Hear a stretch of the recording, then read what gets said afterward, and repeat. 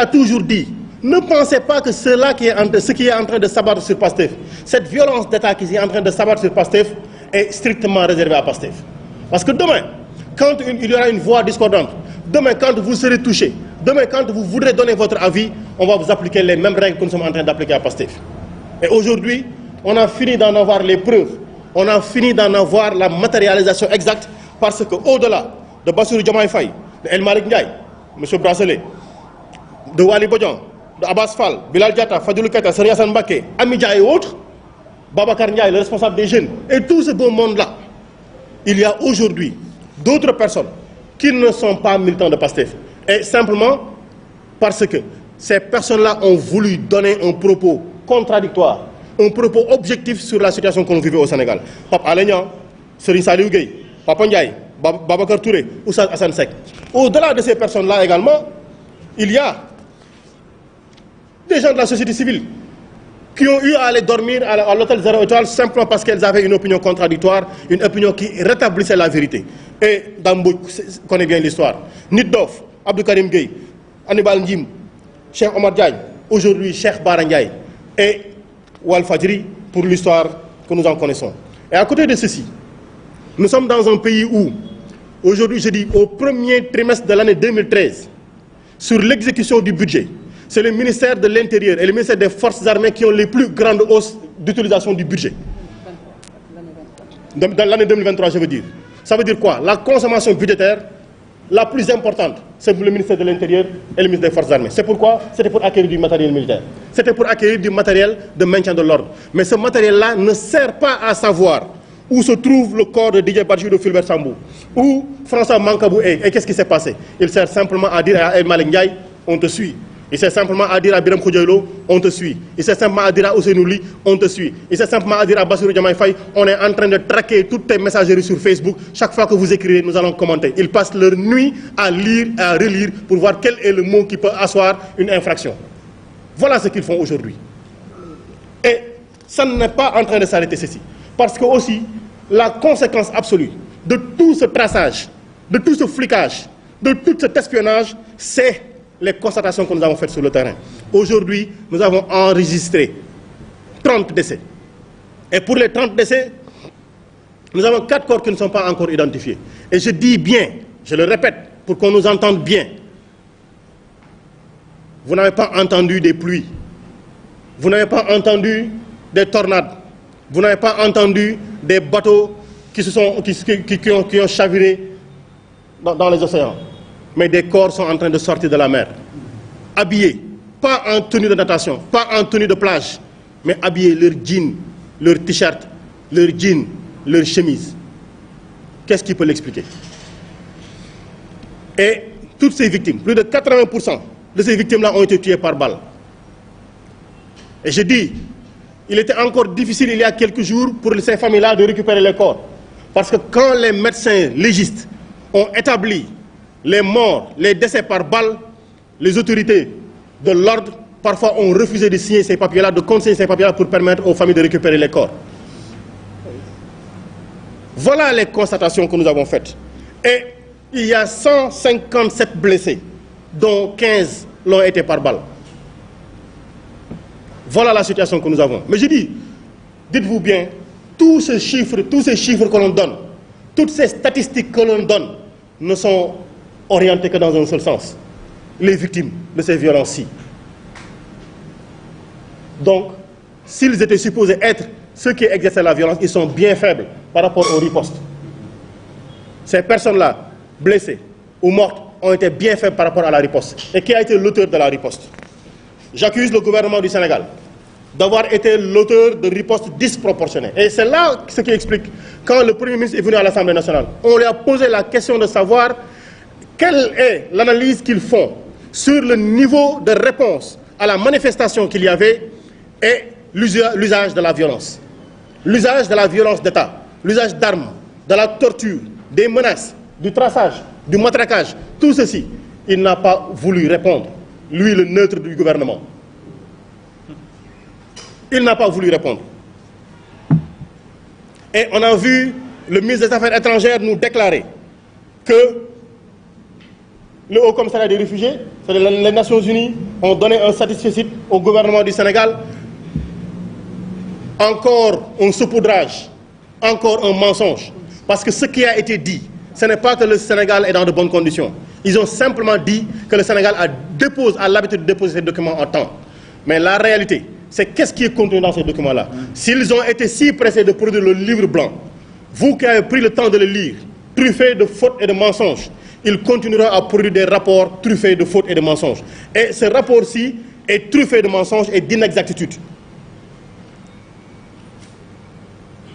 Et pendant ce temps, aujourd'hui, ça fait plus de 20 jours que le président Ousmane Sonko est séquestré chez lui. Ça fait aujourd'hui 20 jours que ses avocats ne peuvent pas lui rendre visite. 20 jours qu'aucun militant ne peut lui serrer la main. 20 jours que sa famille ne peut pas sortir librement. 20 jours qu'aucune autorité ne peut produire un document attestant de la légalité, de la légitimité et de la normalité de la décision qui a arrêté de séquestrer Ousmane Sonko et de le mettre en résidence surveillée de manière tacite. Mais nous le disons, tout ceci est documenté. Si la justice a choisi son camp, nous le répétons, il y a toujours une justice au-delà de la justice intérieure. Et nous produirons toute la documentation. Nous leur donnons le choix, la liberté de nous apporter la contradiction. Nous leur donnons le choix. Ils ont leurs informations, ils ont leurs officines, ils ont leurs Israéliens, ils ont leurs milices, etc. Nous leur donnons la latitude de nous apporter la contradiction, mais qu'ils sachent que nous irons à la Cour pénale internationale et tout ce que nous allons dire sera documenté. Qu'ils continuent à nous mettre en prison, qu'ils continuent à nous tirer dessus, et qu'ils le sachent aussi. Quand on appellera à manifester dans 2 jours, parce que, je dis bien, le 25 juin, il y a eu appel à une manifestation, qu'ils soient prêts à gazer encore les militants et les citoyens épris de justice, qu'ils soient prêts encore à tirer à balles réelles sur la population, mais qu'ils sachent également que tout ceci sera documenté, à moins qu'ils ne commencent à enterrer les cadavres dans les rues pour éviter qu'on les voie. Et ils en sont capables. Je dis bien, ce jeudi 23 juin, à 11 h à Paris, il y a cette présentation de la phase opérationnelle de la saisine des juridictions internationales contre la répression sanglante. Le 23 juin, un important rassemblement se tiendra par la diaspora sénégalaise et toute la diaspora encore y est invitée devant le parvis de la Haye, la cour de la Haye.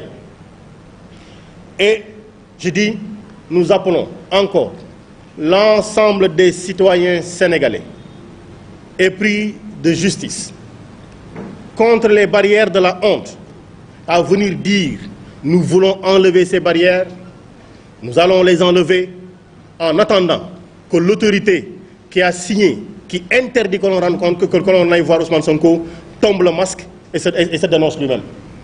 Et se dénonce elle-même. C'était en résumé ce que nous voulions vous dire, les propos que nous voulions partager avec vous, en vous disant bien entendu que aujourd'hui la répression de Macky Sall a un visage. Parce qu'ils sont passés de maintien de l'ordre au crime d'État. Et on le sait, nous l'avons dit, et nous n'allons jamais cesser de le répéter. Ils ont acheté énormément d'armes, ils ont voulu nous le montrer au 4 avril. Énormément d'armes. Et ils nous disent que des terroristes sont entrés au Sénégal. En nous disant que des terroristes sont entrés au Sénégal, ils sont en train de nous dire que l'armée a démissionné. Parce que l'armée fait la police des frontières. Donc ils sont en train de nous dire que l'armée est incapable de protéger nos territoires. À partir du moment où le gouvernement officiellement nous dit que l'armée ne peut plus nous protéger, nous avons toutes les raisons d'être inquiets parce que le gouvernement vient d'acheter énormément d'armes et nous dit je ne peux pas assurer votre sécurité parce que des étrangers sont entrés ici avec des armes. Le gouvernement du Sénégal est en train de dire que les douanes sénégalaises sont incapables de faire leur travail parce que des étrangers sont en train de faire rentrer au Sénégal ici des armes.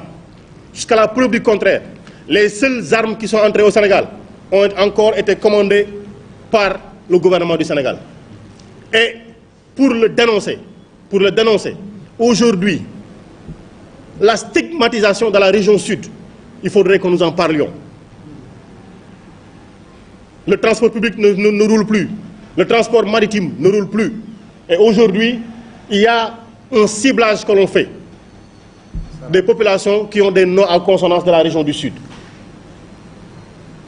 Mais ça, le dire, c'est juste être redondant parce que l'ancien vice-président de l'Assemblée nationale avait déclaré que la Casamance, que les populations de la Casamance étaient des rebelles. Il l'a déclaré de manière publique. Le président de la République a dit, si vous voulez faire partie du Sénégal, votez pour moi. Si cela n'a pas de signification, allons-y réfléchir sur quelle compréhension il devrait faire. Et il faudrait en avoir. Et aujourd'hui, ce qui est en train de se passer n'est que la matérialisation physique et objective aujourd'hui d'une pensée qu'ils ont sur la région sud. Je sonne l'alerte pour dire le territoire du Sénégal, il est un et indivisible. Le peuple sénégalais, dans sa devise, c'est la commune volonté de vivre ensemble. Et cette commune volonté de vivre ensemble fait qu'il n'y a pas de Diallo, il n'y a pas de Badji, nous sommes tous frères. Il n'y a pas de Cissé, il n'y a pas de Ngom, nous sommes tous sœurs. Voici l'alerte que nous voulions sonner à la fin de notre propos. Nous vous remercions infiniment.